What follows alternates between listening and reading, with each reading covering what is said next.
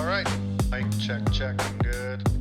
So I'm Ceron, CWB Association Welding podcast. Today we have a really cool guest, Welding podcast. The show is about to begin. Hello, everyone, and welcome to another edition of the CWB Association podcast. This is a special edition. It is part 3 of a special podcasters forum that we did at Fabtech 2023 in Chicago with two of my good friends and supporters and allies in the podcast industry, Jason Becker and Kevin Johnson. Over the next 3 weeks, there's going to be 3 episodes broken up of a live studio audience recording that we did in Chicago. The first part goes to Jason Becker of Junkies. The second part is Kevin Johnson of Welding Business Owners Podcast. And the last piece is us here at CWB Association. So check out the other 2 before you get to this one. Have a listen. Hope you enjoyed it. We had a ton of fun doing it in front of an audience and fielding some questions live. And we will be doing this going forward for other big events. So if you have any suggestions or comments, please put them in the comments section. Always download and share, and please support all 3 podcasts: Junkies, Welding Business Owners Podcast, and ours here at the CWB Association. Enjoy them, and I'll see you at the next episode. Yeah, Max, you got a big event coming up too. Tell them about CanWeld. October 18th and 19th. It's CanWeld, which is like our baby Fabtech in Canada. So in Canada, we do every off year, just like here with CanWeld. Where we do a really big one with Fabtech. So we actually do Fabtech Canada / CanWeld. And it's just like this. It's huge show floor. And Stephanie came up last year to work it. I try to find the best and brightest. And that's usually my friends that I run with at Fabtech. And it's a trade show and speakers and sessions and the whole deal. The off year, what we do, as opposed to here, is that we try to find like a smaller local community to highlight specific industries. So this year we're going to Moncton, New Brunswick, which is a small maritime province on the East Coast. It's like, it's tiny, but they got shipbuilding, they got nickel mines. There's a couple of really cool industries there, and we're going to do a conference there, and that's the 18th and 19th. Speakers, they don't have a convention center, so we're just doing it all hotel, laying out just tabletop booths along a mezzanine for companies to show off what they got. And we're doing tours of the college. The college just built a huge a center for excellence out there. So we got Fronius, we got ESAB, we got Miller, we got Lincoln, we got a couple of colleges from around there. We got and we decided to kind of try to restyle the way conventions are kind of done, because since it's smaller, I can be a little bit more creative with my budget. So I was looking at how to do this, and I said, okay, first of all, Moncton is bilingual. So it's actually official bilingual province. It's the only bilingual province in Canada. So either in Canada, you're either English or French. It's one or the other. New Brunswick is the only province that it's both official languages in that province. So it's like, okay, well, how do we represent that? We need to have French speakers. We need to have, and normally in the past, it's just been like, whatever, they don't care. It's like, no, maybe we should. This is their backyard.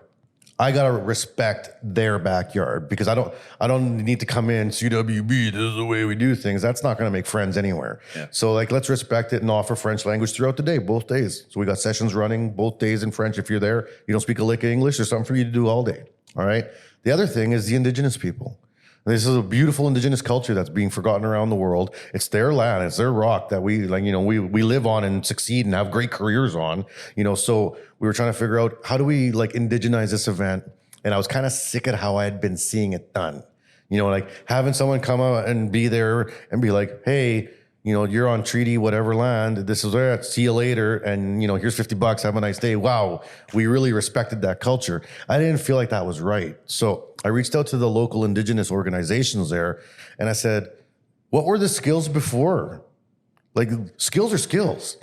You guys built things. You guys survived here for 15,000 years, right? And surviving in Canada, that's no joke, right? It's no joke. So what were the skills? And they say, well, working with woods and working with weaving and rods and beads and clothing and hunting and fishing. I was like, can we break that down into a skills competition, or not competition, conversation? So now we have sessions throughout the day led by Indigenous leaders of some of the skills pre-colonialism, like some of the skills that existed before, and we try to relate them to the skills today. you know, and we have one on language. We have medicine pouch where we actually like cut leather, sew leather, and everyone gets a kit. Like it's like we're getting 100 kits of these. Everyone gets to sit down and we all get a kit and we're going to build a leather medicine pouch the way they did it, 8,000 years ago. And they're going to teach us how to do that. And because that's a skill. And you know what? If I get, end of times, that might come in handy because a skill is a skill. Doesn't matter if it's old or new. Right. Yeah. 100%. And so this is the first time we've ever tried doing a conference like this. It's not cheap. Like you go do something new, like even technology, you got to pay. But I think it's about just establishing a different way of looking at it. So going forward, we can kind of try to set an example of how to be respectful for the land, for the technologies, and for the industry. Because, as much as I love Fabtech, I love that it's not going to be in Vegas next year. Yeah. Right? Because it's a different industry. And I love Chicago. This is probably my favorite city in the US, swear to God. But at the end of the day, coming here every second year, you're going to see the same industry here every 2 years. So why is there not one in Kansas? Why is there not one in North Dakota? There's big money in other places in the US, big industry that would love to show off, love to flex its local muscle. Right. So when I'm looking at the Canadian version, because it's smaller and it's under my portfolio, so I can do it. It's like, sure, we got to do the big one and make the bosses happy. I get it. But let's play with the other one. Let's move it around. So we're looking to move it all over Canada. Every second year is going to be somewhere totally different. And you're coming up. Yeah, buddy. Yeah. So Jason's going to be the special guest this year. He's coming up to Canada to be a part of our CanWeld. He's sitting on panels. We're doing a keynote together. Are we? And yeah, we are. We're doing a keynote together. And then I voluntold you to do the Young Welding Professionals Forum. So that's what that was her favorite part last year. So they have a young welding professionals group in Canada where it's engineers, welders, fabricators, anybody who touches steel. If you're under 40, you get to be a part of this group for free.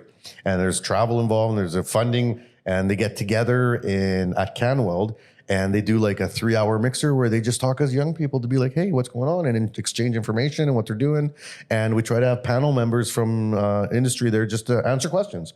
And Stephanie was there, and she came back inspired from that, being like, why do we not do these things in the US? I'm like, well, part of it is because you're almost too big. Mm-hmm. It's almost like the US is too big to do these things. We're like just the right size where we can get away with this, and it's not like a giant cluster, right? Mm-hmm. So she was like, and then you're going to be a part of it this year. So I'm super pumped. I'm looking forward to it, man. Yeah, and we're going to eat so much lobster. I'm glad I found out that all the requirements and the keynote speaker and all that stuff now. Yeah, well, we got a couple weeks. It's not till the 17th or 18th. Chat GPT. We got lots of time. Dude, it's going to go. Hey, Rob, when was that. I doing my presentation today? Or yesterday when I was doing my presentation, 10 minutes before I had to do it. But you travel around and you speak on a... Yeah, that's what I do for a living. That's what you do for a living. Speak in front of large audiences and stuff. Well, do you guys want to open up this segment for questions from the audience? Yeah, I think that's a great idea. So if anybody has a question for any of us, so we got a business owner, we got a school owner, and I'm an association, member-driven association for the welding industry, or for all of us. If you could step up to the mic and ask a question in there so we can catch it on the audio, and we'll all take a stab at it. Yeah. Anybody jump first. Any? We got one. We got one coming around. No, he's just leaving. Just the door opens and he runs. All right, and tell us who you are too. So Matt Malloy from EWI. So take it back a little bit to earlier in the discussion. You guys talked a lot about technology, but it was a lot of kind of purpose-built technology. Plasma tables, laser tables, special processes. Thinking of it from kind of the small shop point of view, do you think we're at a point now where small shops really need to start thinking about robots, cobots, things like that, or is it a distraction? It depends what you define as small, because we all start somewhere. We all start with just us. So at that point, no. There gets to be a point where you kind of outgrow yourself and start hiring guys and things like that.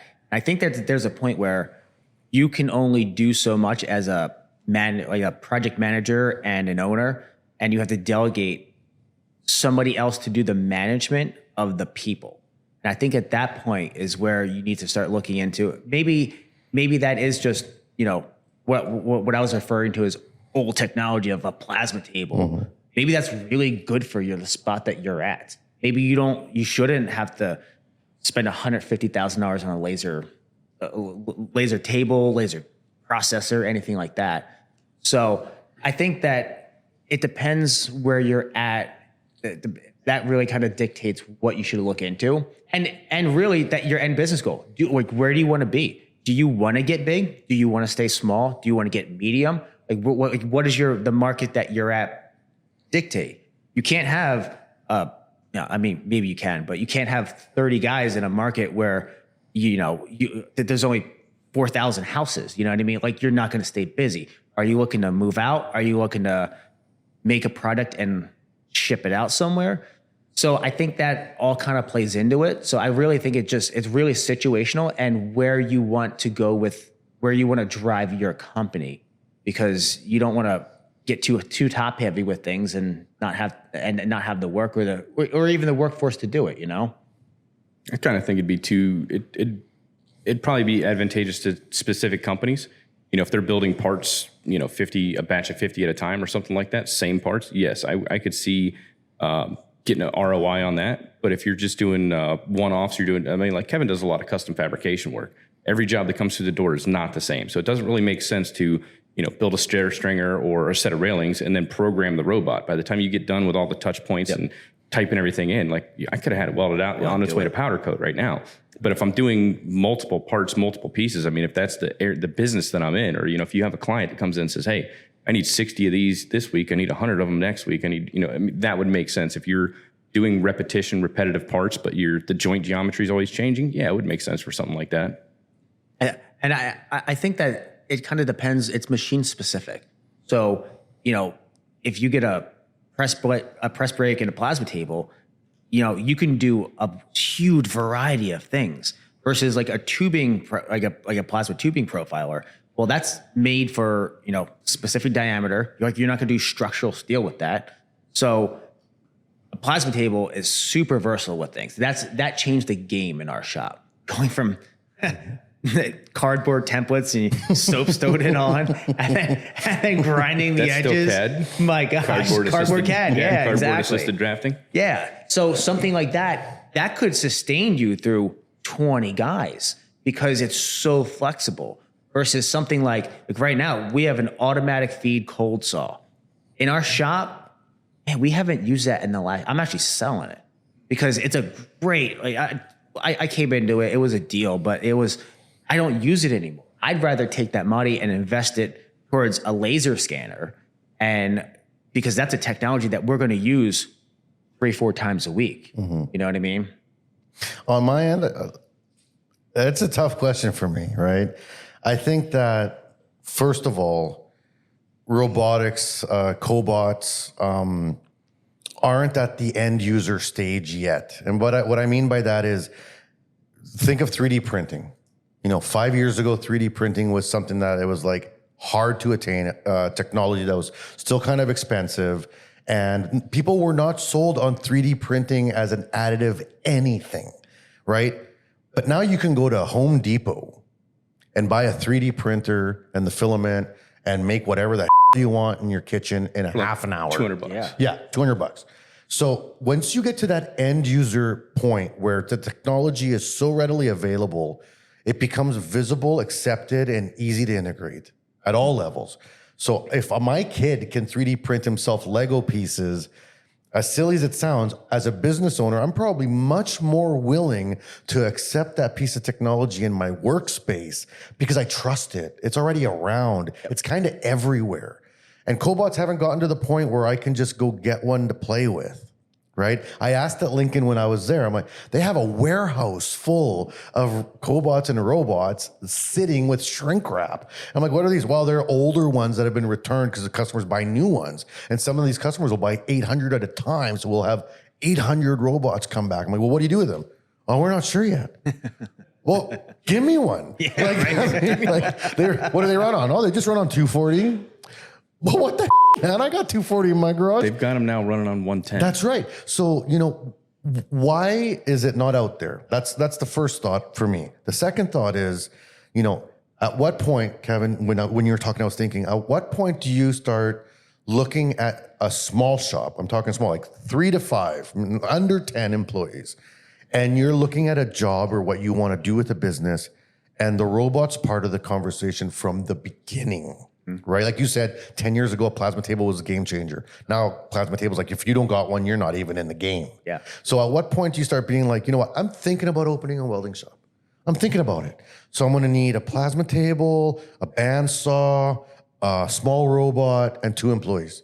Like that's the shopping list before you open the door. Yeah. Right? Because then it doesn't have to be for welding. Like, I mean, as in your business, what's the one material you buy all the time? Like you're buying 80 feet lengths of it every day or whatever. 1.25" schedule 40. Yeah, 1.25" schedule. I got racks of it at home too. That is the most cost-effective material to work with. It's cheap. Yeah. It's readily available. You can get it from anywhere. Now, what if you had something that was unloading that offer for you, counting it and letting you know exactly how much you had left? No one had to touch that. Yeah. That could be a completely automated process by a robot and be perfectly, no cutting, no, just counting and sorting. Yep. That'd be amazing. That'd be amazing. Yeah. And if you could go pick up a robot for 10 grand that does that for you, done. Right? But like, when are we going to have that conversation where it's just part of the game? It's just part of the game. It's coming. It's another tool. Yeah. Like, and you don't even think about opening a shop without one and be like, why would I do that? Yeah. Right? Yeah. I, as far as that goes, like it's common, and it might not be the automatic loading one, but it might be something. Funny story to his point. Both your points about the 3D printing. I bought my son a 3D printer. Okay, so no. So I bought my son. We do a lot of spiral staircases. So we have a tubing roller, and the dies for that are super expensive. They're $1,000 a set, and I've seen people do 3D printed dies. Well, you know what? We have a drawer full of 3D printed dies out of 100% infill PET G, and it cost me $60 to do a set. Well, you know what? I actually tomorrow morning, one of my guys is doing a job because we were able to do a short run. It's like 4 pieces of stainless. Just roll it through on just a slight angle. I would never be able to do that if I was, because buying $1,000 set of dies and hoping that I'd get a job down the road from that. Well, you know what? You'll need 7 jobs to pay that off. Yeah. Just to break even. You know what I mean? Yeah. So now I spent $60 in 4 days printing them, and now I'm making a lot more money. Like I'm in the black already. Yeah. We did a job for a company by us. Everybody said no because it was they make like light shades and light fixtures, and it's a bar that goes in the bottom of those big light screens that just automatically come down. It's 5/16 of an inch wide and about an inch high, and it's an oval. They need it like 1/8 of an inch of bow introduced into that over 8 feet. Well, which is so light. Yeah. You need a custom die just to roll it. Yeah. Well, guess what? I custom made the die. Yeah. Like I 3D printed it. So we 3D printed them in half. We bolt them together. And you know what? Nobody else did it. Guess what? I got to charge really, really good money just to make that die. Whereas they wouldn't, I solved the problem. They wouldn't have been able to do it anywhere else. And I would have missed out on all that if I just didn't have that 3D printer and the not the ability, but the mindset to think outside the box and be like, you know what? I can just 3D print that instead. Just try. Yeah, exactly. Yeah. And even if it doesn't work, if it was a $60 investment, that whatever. Yeah, exactly. Yeah, I'm going to spend more than that tonight doing whatever. Well, really, Yeah, you are. All right. Do we have any other questions from the audience? That was fantastic. Thanks, Matt. I'm just wondering, what are your guys' issues with hiring people, and how do y'all are going about, hiring instructors for your school, hiring your fabricators? What have you all found is the best avenue to get good applicants, as opposed to Joe Smo off the streets? Like, oh, I could weld, You're not going to like my answer, but I directly recruit from people that I know. So like all the welding instructors that, are teaching at my school right now, I was the hiring manager when they applied at my former school. So, I've already known and vet them and everything. Word of mouth. Yeah, I poached them out. Legit. But because I know as an instructor, I was in the same situation. Like, I'd love an opportunity to go out and teach part-time, on top of my full-time teaching gig. If I can pick up a couple more hours on the weekends and stuff, why not? because you need the work, right? Yeah. Oh, no, I don't. No. I got too much work. Yeah. Too many irons in the And fire. Kevin, we've talked about this in 2 episodes, man. You've struggled. Yeah. So, I think you have to deal with all those Joe Schmoes and just kind of weed through them and really just like we hire from Indeed. And it's funny because our ad makes you weed yourself out. Some people don't even read the ad. And actually we have when you apply, we have a keyword in there at the bottom. Make sure that you actually read the ad. And if you don't reply with like that phrase or whatever, you're just out. Like, you didn't even, you're just throwing it. You can't even follow the first instruction. You're throwing it out. Exactly. You can't follow the instructions. That's it. So we get a lot. Actually, Dylan, he wasn't even looking for a job when he found our ad. But we're just doing everything we're trying to do.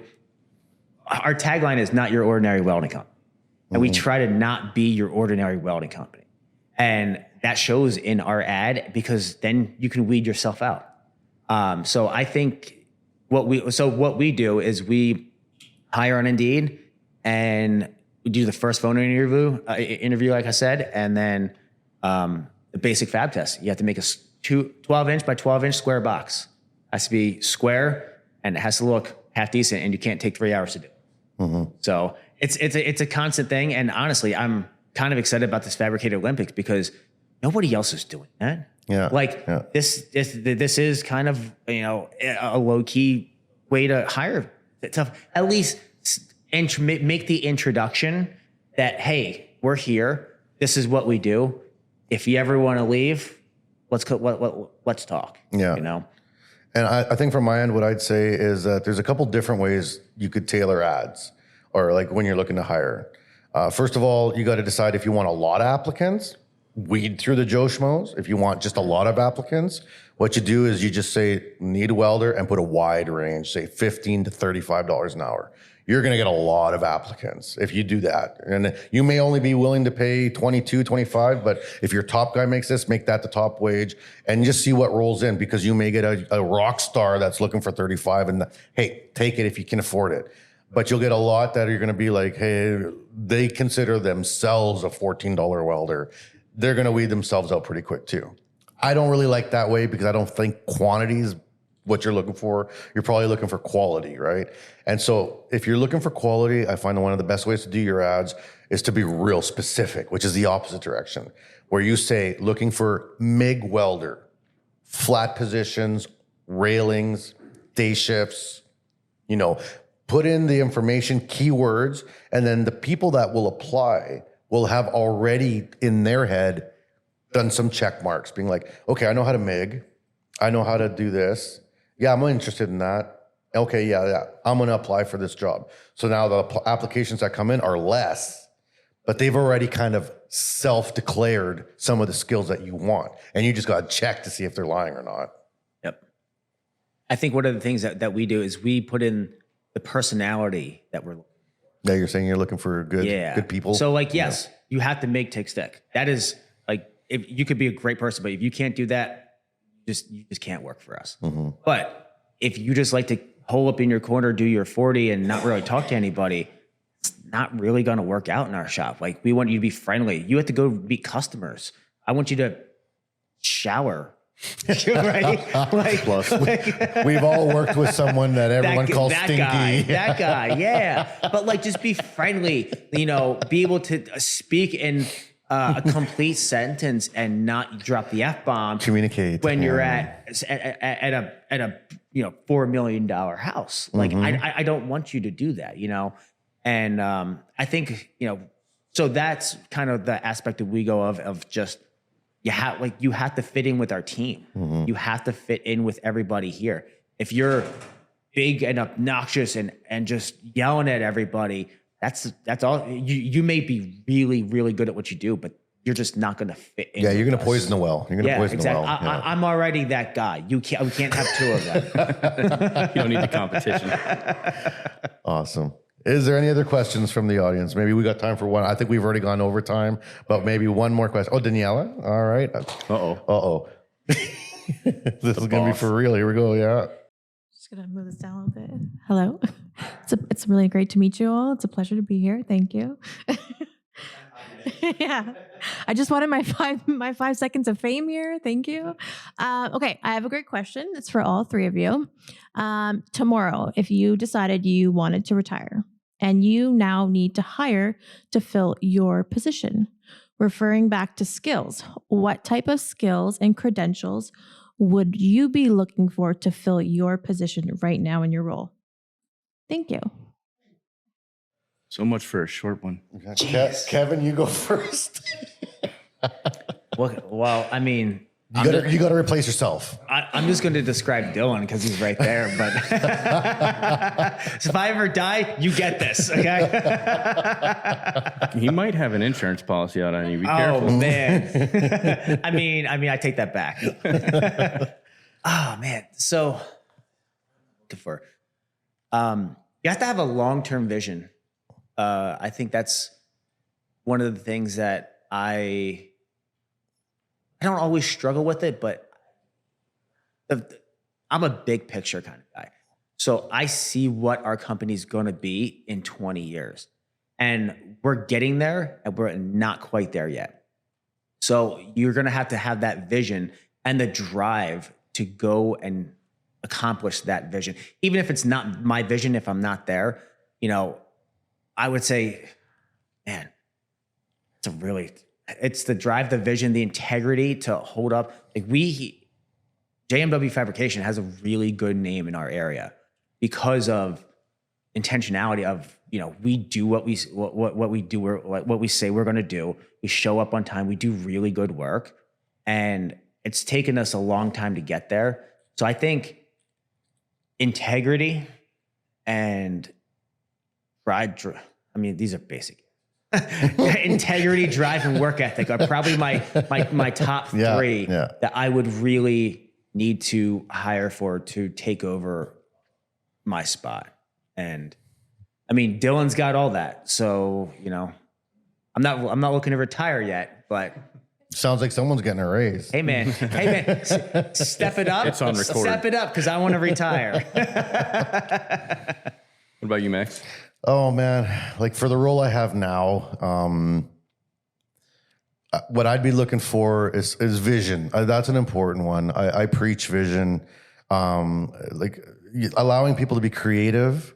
And honestly, the thing that's gotten me 99% of the success in my life is the people around me.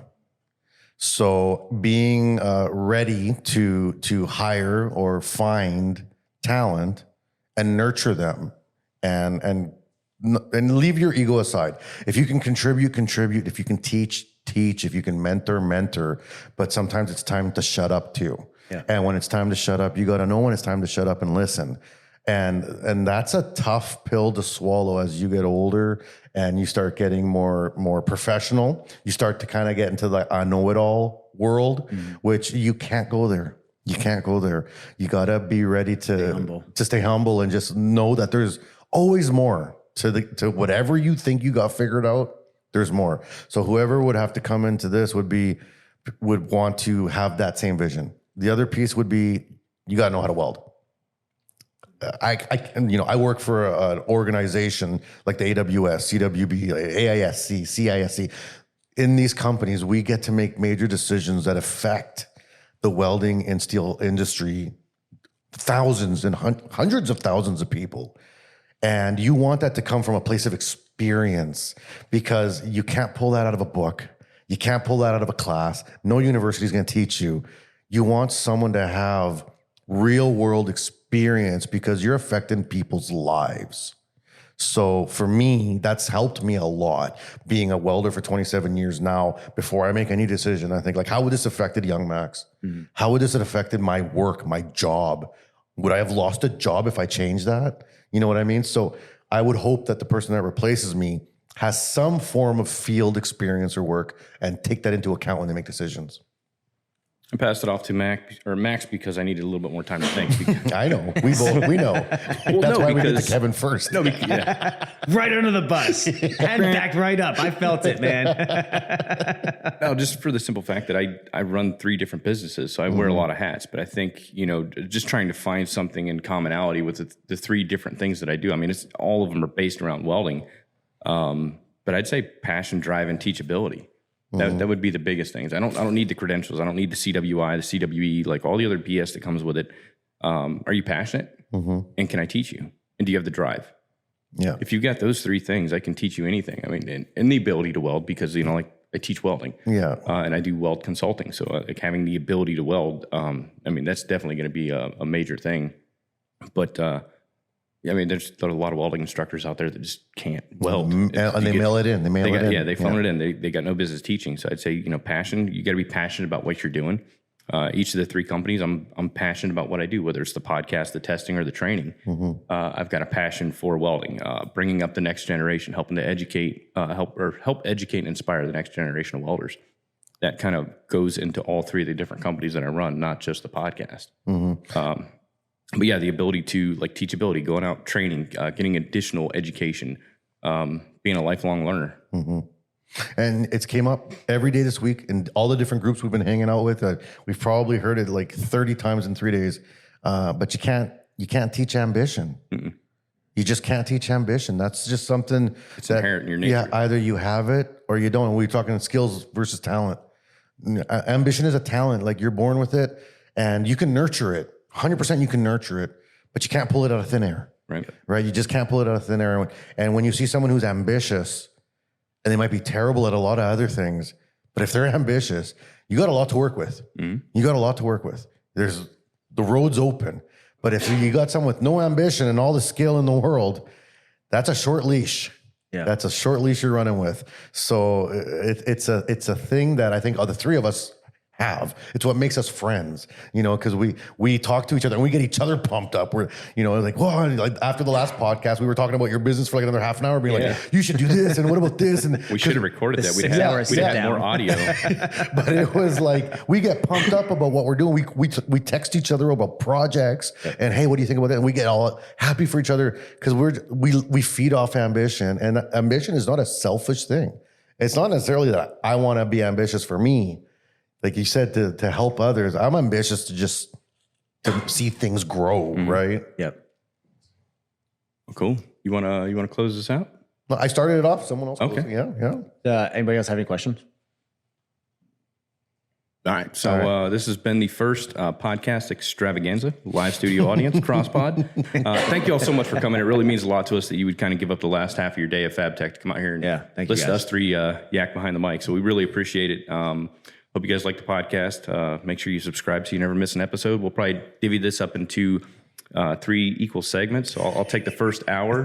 I think Kevin will take the next 30 minutes. Yeah, the 30 minutes. Leave And then Max the last 5. We'll get Max at least 8 mints this time. And if you don't know the joke, you're going to have to ask us about that one. Go back and listen to the other shows. Go back and listen to the last CrossPod. Yeah, thank you very much. We hope you enjoyed the show.